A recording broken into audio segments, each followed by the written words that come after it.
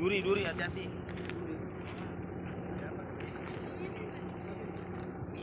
Mana merokoknya, Mbak? Mana makan?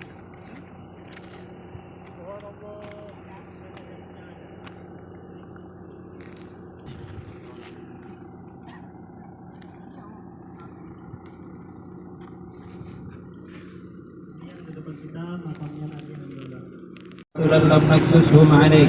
Jadi cerita di dalam kitab suci Al-Quran tentang para nabi itu terbagi menjadi 4 bagian. Ada yang menyebutkan nama dan kaumnya seperti wa ila adin akhahum huda, wa ila thamud akhahum salihah. Ada yang kedua adalah menyebutkan nabi tapi kaumnya enggak disebutkan. Dan yang ketiga disebutkan kaumnya tapi nabinya enggak disebutkan. Dan yang terakhir adalah enggak disebutkan nabinya dan enggak disebutkan kaumnya. Dan beliau adalah bagian yang ketiga, yaitu disebutkan kaumnya tapi namanya enggak disebutkan di dalam kitab suci Al-Quran. Wa 'ada wa thamud wa ashabar rassi wa qurunan baina dzalika katsira. Sayyidina Hanzalah alaihi salam diutus oleh Allah Subhanahu wa taala kepada kaum ashabur ras.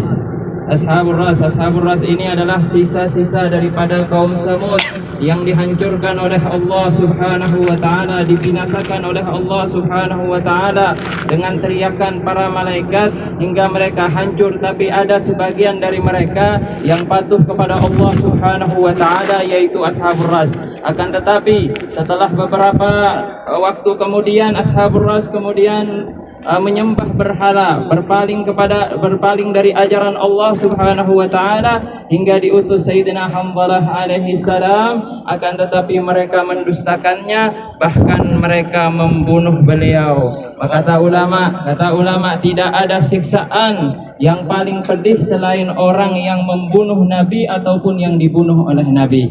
Ala nabiyina wa alaihi afdhalus salatu wat taslim. Dan inilah adalah makamnya Sayyidina Hanzalah bin Safwan alaihi salam.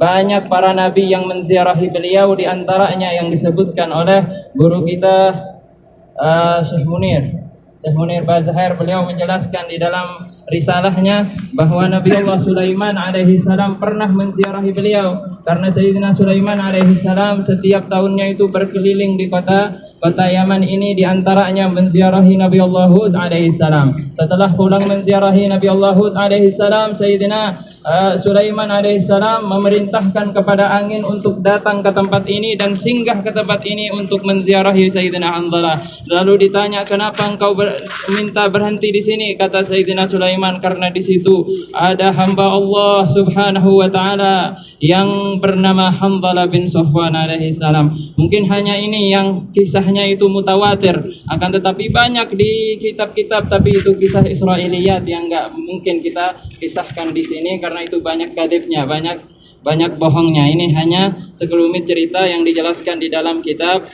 Tafsir Al-Baghawi. Mudah-mudahan apa yang kita hajatkan dikabulkan oleh Allah Subhanahu wa taala. Mari kita doa bersama-sama. Allahumma shalli wa sallim